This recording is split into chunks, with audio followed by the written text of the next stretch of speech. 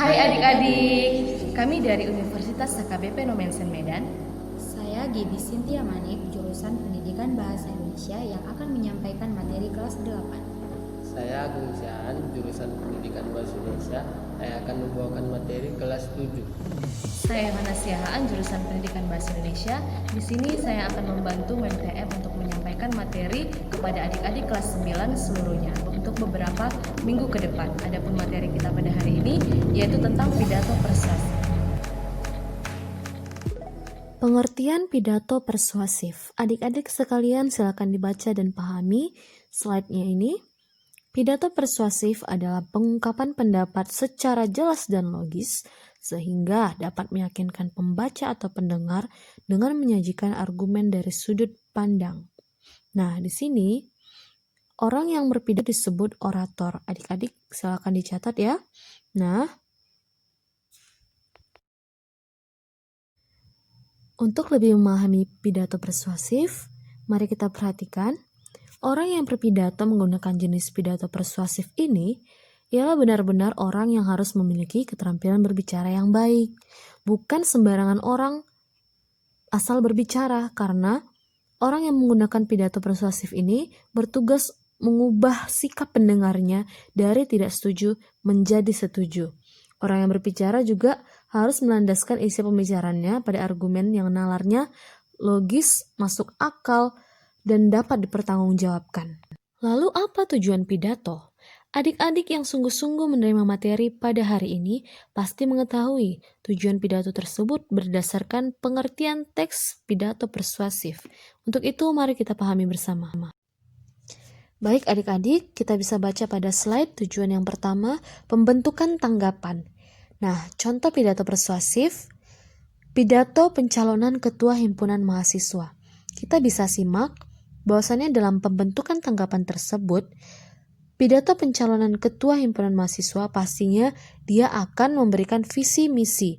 Nah, di dalam visi dan misi ini, dia memberikan ide-ide baru ataupun nilai-nilai yang mapan bagi khalayak dan hasilnya merubah perilaku atau respon pendengar atau audiens tersebut.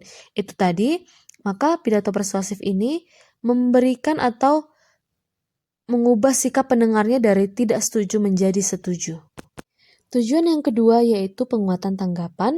Adik-adik bisa baca pengertiannya, yaitu untuk mengharapkan kesinambungan. Harus ada hubungan antara, contohnya tadi, pidato tadi yaitu pidato pencalonan ketua himpunan mahasiswa. Harus ada hubungannya ini atau topiknya ini tidak lari dari khalayak atau pendengar itu. Nah, di sini harus sejalan dia, tidak lari dari jalur. Misalnya tadi visi dan misinya itu ya hanya berkesinambungan atau hanya berkecimpung di dalam dunia mahasiswa saja. Yang ketiga, pengubahan tanggapan. Maksud pengubahan pidato persuasif adalah pengubahan tanggapan sekelompok khalayak untuk mengubah perilaku mereka terhadap suatu konsep atau gagasan. Nah, contoh pidato persuasif yang tadi, pidato pencalonan ketua himpunan mahasiswa. Dia setelah mendengarkan visi dan misi tersebut, para audiens memiliki suatu konsep atau gagasan pada pemikiran mereka sendiri, sehingga mereka bisa menentukan tidak setuju atau setujunya mereka memilih calon ketua himpunan mahasiswa ini. Baik adik-adik, kita masuk ke bagian materi kita yang terakhir hari ini, yaitu metode pidato persuasif. Terbagi 3 metode berpidato persuasif. Yang pertama metode serta-merta atau spontanitas. Nah, kita garis bawahi kata spontanitas, berarti metode ini atau pidato ini dilakukan dalam keadaan mendadak atau darurat. Nah, tetapi orang-orang yang menggunakan metode serta-merta ini, dia harus memiliki kemampuan atau kemahiran berbicara yang baik sehingga dia bisa mengolah pikirannya untuk mengeluarkan kata-kata yang membuat para audiens itu cukup mempercayai apa yang dikatakan dia. Nah, lalu yang kedua, metode menghafal.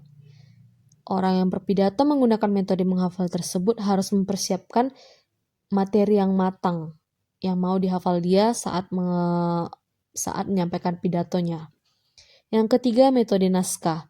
Dilakukan dengan membaca naskah pidato yang dipersiapkan dia. Nah, orang yang berpidato dengan menggunakan metode naskah ini bisa juga berkomunikasi dengan audiensnya, tidak hanya terpaku oleh naskahnya saja. Demikian adik-adik materi kita hari ini. Jika masih ada yang kurang jelas, kurang dipahami, silakan ditanyakan di forum kita. Untuk itu, untuk lebih memahami pidato persuasif ini, silakan dikerjakan tugas yang sudah ada pada slide tersebut. Assalamualaikum warahmatullahi wabarakatuh. Perkenalkan, nama saya Riki Fajar Pradista. Saya calon ketua OSIS SMK Negeri 1 Kawali nomor urut 7.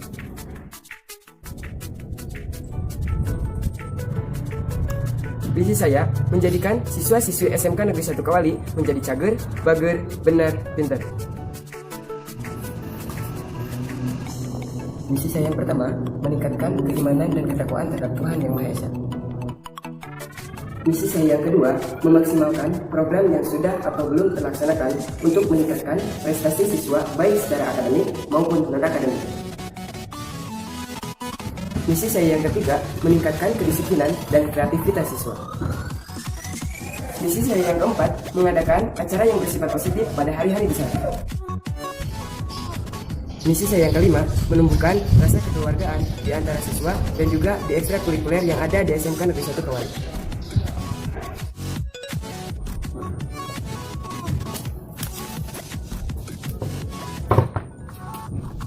Misi saya yang keenam, mengadakan program Adiwiyata Mandala, yaitu program mencintai lingkungan. Itu adalah visi misi saya. Jangan lupa tanggal 30 coblos nomor 7. Ayo kita bersama-sama berkolaborasi, berinovasi, asyap!